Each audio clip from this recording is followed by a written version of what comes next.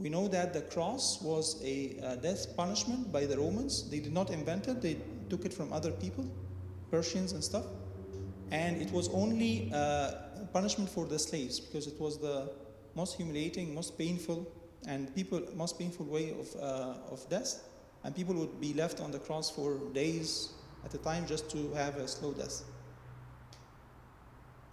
Jesus was beaten or scourged before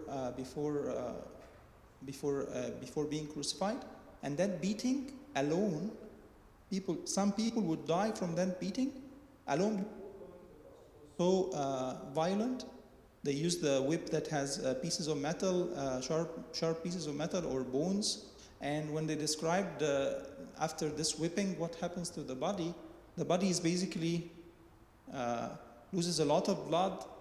Some internal organs would would come out. So people would even die before going to the cross. So that was by itself very, very was horrible. Then on the cross itself, the nails. So I'm not going to go into the details, but imagine like when you have something like when you have a needle in your finger, you cannot touch anything for a very long time, right? So imagine a nail. Any slight movement would cause unbearable pain. Even air, like passing on. So, and staying like this for hours. So Abuna can talk about the medical stuff, but if you read about the medical stuff, and there's no way. And the Romans were experts in crucifixion. And how did the centurion make sure that Jesus was dead? So after Jesus died on the cross, even the centurion, like his spear in his side that punctured the lungs and the heart. So as if it's a dead proof about his crucifixion. Christ. One of them is the first century Jewish historian Josephus. He said Pilate condemned him to be crucified.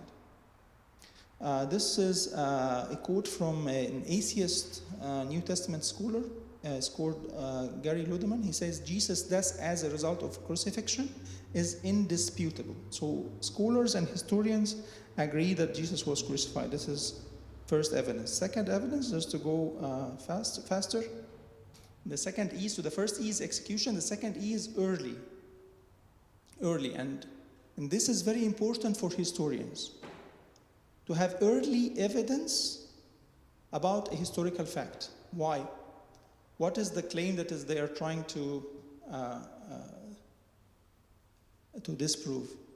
The claim is, okay, I give it to you, Jesus was crucified, everybody agrees about that, but that he rose from the dead is a legend that has been developed by his followers later. And people who know anything about history know that it takes time to develop a legend. Some people say it takes at least 3 generations.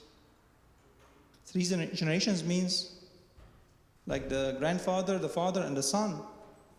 It takes 3 generations to develop a legend. Why? Because it's very simple. If news about his resurrection and has been spreading around, people who knew that it was not true, they would object. They would say, no, this did not happen. So it takes at least 3 generations, something like 100 years, for a legend to replace a historical fact, right? So then it's very strong evidence that we have reports about Christ's resurrection very early, dating even to months, not years, months after his crucifixion. This piece of news, we have a very strong report about his crucifixion, and that report is what we call is a very early creed of the early. And it basically says Jesus died on the cross, was buried, and then rose on the dead. It basically says that, and he was seen by a lot of witnesses. So where do we get that creed from? If we read 1 Corinthians again, chapter 15, St. Paul is saying to the Corinthians, "For I delivered to you first of all that which I also received." And he's using rabbinic terms. Delivered and received is something like this is talking about tradition.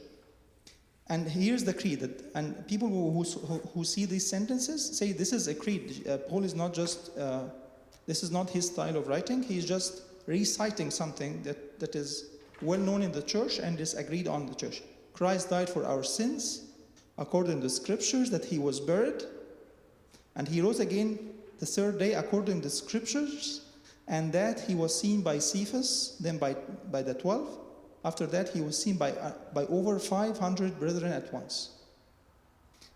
And historians can date this letter from St. Paul to the Corinthians to be around the year 55.